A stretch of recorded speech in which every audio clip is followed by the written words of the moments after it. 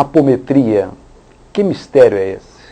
Novamente, com os senhores internautas, para falarmos de apometria. Para tirarmos dúvidas sobre a apometria, para esclarecer aquilo que você tem perguntado sobre a apometria. Temos um convidado muito especial, que já esteve conosco no mês de junho passado, e novamente ele está aqui porque ele tem um presente, uma surpresa para todos vocês. O Nelson Granado se encontra novamente. Tudo bem, Nelson? Tudo bom.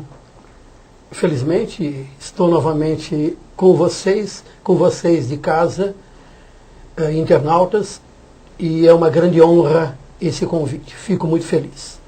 Pois é, Nelson.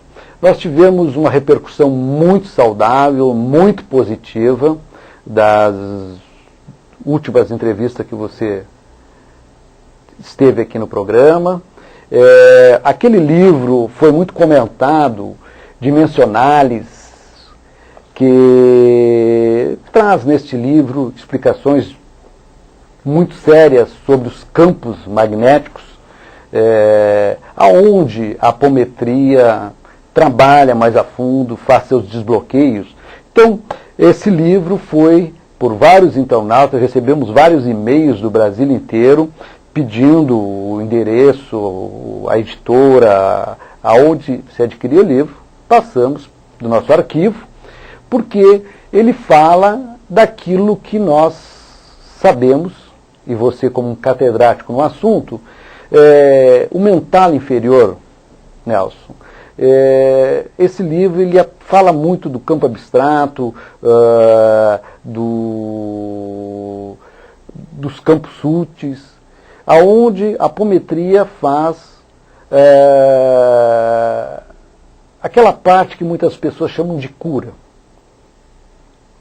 Então, o que você tem hoje mais avançado sobre esses campos de experiência, porque você é um estudioso, todos os dias está fazendo experiências, você mesmo nos coloca que está fazendo uma nova revisão deste livro, dando um enfoque mais técnico. Seria isso, Nelson? Veja só, meu caro irmão Jorge, meus amigos de casa, naquela ocasião que aqui estivemos em junho desse ano, 2007, eu apresentei 2 livros, né? O Dimensionalis, esse que você está em suas mãos, e o Omniversalis. Os 2 livros, nós fazemos uma abordagem de ciência e espiritualidade. Não especificamente dessa ou daquela linha, uma coisa bastante geral. E encontramos um modelo científico que se baseia nos estudos das ciências acadêmicas, física, química, biologia, neurologia, onde nós fizemos essa ponte utilizando conceitos de física quântica para entender a espiritualidade. Com isso, inclusive nas palestras e nos livros, e de uma forma compreensiva, não tem nada de calculismo, coisa muito aprofundada demais em termos de aprofundamento matemático. Nós fazemos uma abordagem que todos conseguem entender, compreendendo o significado das múltiplas dimensões, que são os campos de manifestação do espírito. O espírito se manifesta no plano físico, e então nós discutimos nesses livros e também nas palestras o que é o plano físico. Eu, por exemplo, agora gostaria de perguntar a cada um de vocês que estão em casa, de cada um de vocês que está em casa, dos que estão aqui nesse estúdio, o que significa para você o que é plano físico? Pois bem, o aprofundamento da concepção de plano físico nos leva a certas variáveis e questionamentos e reflexões que vai nos permitir entender o que é um plano etérico, um plano mais sutil do que o físico. O que vem a ser o plano astral? Sabe que o plano astral é constituído de uma única faixa de frequência? Ou vai ter N frequências diferentes, cuja nomenclatura... Subplanos dentro do plano. Subplanos, exato, subníveis, subplanos. E eu não estou nem preocupado com o nome, porque eventualmente nós podemos chamar de plano astral aqui no Brasil, ou alguém da linha de Blavatsky, da teosofia, chame de plano astral, ou de plano das emoções, mas talvez no futuro o mundo acadêmico, que já está tangenciando em seus estudos laboratoriais essa pesquisa, poderia chamar com outro nome. E o que seriam, por exemplo, o plano mental inferior? Quais seriam os subníveis, os subplanos do plano mental inferior, do plano mental superior, do plano causal, do plano espiritual? Quantos planos há? Pois bem, esses dois livros que mencionamos, e nas palestras e em nossas pesquisas, nós adentramos com certa ousadia, né? Nós adentramos no estudo e na colheita de informações dos médiums, do mundo acadêmico, dos religiosos, a respeito de tudo isso. E aprofundamos. E ousamos encontrar um modelo que nos explique tudo isso, inclusive em termos de cura, em termos de correlação entre a fisicalidade de cada um de nós e esses planos sutis. Esses planos sutis poderiam ser chamados por linhas diferentes de planos espirituais ou plano espiritual. Só para ficar mais claro agora, porque há muitas variáveis. O físico, o corpo físico da gente, que vive no plano físico. Está na matéria. Na matéria densa, na fisicalidade. E o espírito extremamente sutil. O que é que liga o espírito extremamente sutil a um corpo tão denso, que é um corpo animal que nós temos? Essa ligação, se eu pegar a linha kardeciana ou kardecista, Kardec chamava esta ligação de perispírito. Grupos do Oriente, ao invés de chamar apenas de perispírito, que está certo, é o nome correto. E eu admiro muito o trabalho de Kardec, porque foi uma ferramenta muito importante para se trabalhar com a espiritualidade de um modo seguro. É que existem outras variáveis e outras vertentes e outras verdades mais atuais que a gente tem que adentrar e abordar. E então essas linhas do Oriente começaram a chamar de plano ou de corpo, eu falei de corpo físico, de corpo etérico, corpo astral, nível 1, nível 2, nível 3, nível 4, nível 5, nível 6, nível 7. Depois um lapso para o nível mental inferior, nível 1, nível 2, nível 3. Depois um lapso para o nível mental superior. E assim por diante até chegar no espírito.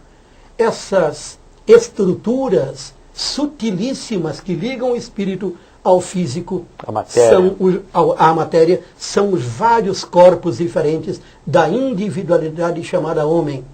Pois bem, e cada um desses corpos existe, sobrevive, vive, se manifesta, experiencia, vivencia experiências em planos de manifestação que eu poderia imaginar ou eu poderia conceber como se fossem multidimensionalidades, dimensões diferentes.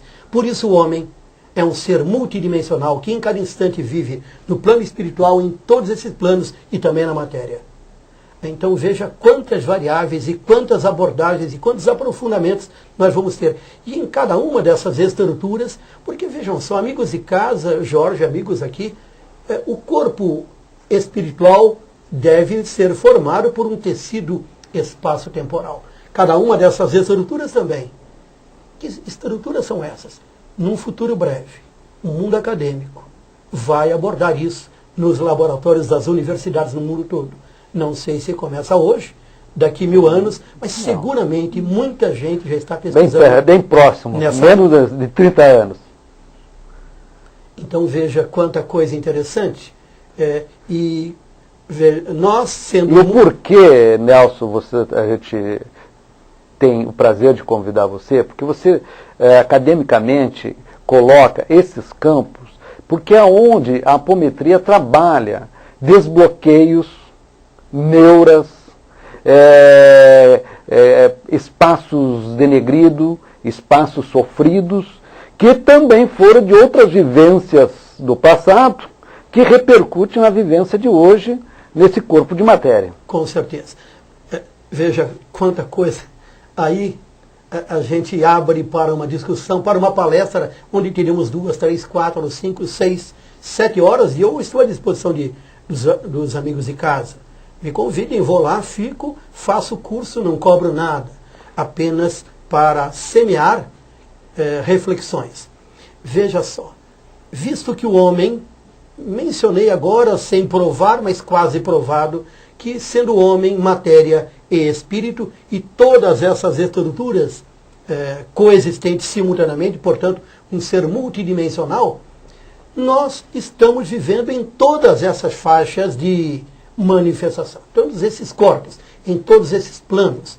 E cada um dos planos, o homem tem um corpo, e cada um desses corpos formado por estruturas sofisticadíssimas, como o homem fisicamente, também uma estrutura complexíssima, formada por tecidos, órgãos, células, etc. São trilhões de células diferentes. Por exemplo, o sistema nervoso central, o cérebro, é formado por bilhões de neurônios, e esses neurônios comandam a vida física. Só que esses neurônios, o sistema nervoso central, ele apresenta correspondentes em cada um desses planos de manifestação, em cada um desses corpos. Nas vivências do passado que tiveram situações mais fortes ou mais dramáticas, engavetadas, e que se mantiveram e repercute na caminhada de hoje. Sim, eu quero falar sobre isso. Mas isso aí você vai falar no segundo bloco, porque nesse assunto todo, que ele é vastíssimo, nós temos agora, sei lá, 30 segundos para o segundo bloco, segunda parte do programa. Então você já vai pensando de como vai colocar bem distribuída essa parte, para que nós possamos relatar essa situação, Nelson. Eu diria que nem vou me preparar. Os amigos que estão nos envolvendo agora vão nos ajudar a responder. Então, nas vivências de vidas passadas, vários arquivos ficaram feitos, porque não se perde nada desses arquivos. Essas gavetas todas estão lá. E às vezes na vida de hoje, você passa por uma situação X que ativa um momento do passado de 300, 400, 1000, 2000 anos. E aquela situação vivida, ou aquela dramaticidade vivida lá, repercute hoje e traz um desequilíbrio na vida de hoje desta pessoa. Vamos saber sobre isso na segunda parte do bloco com o Nelson Granado.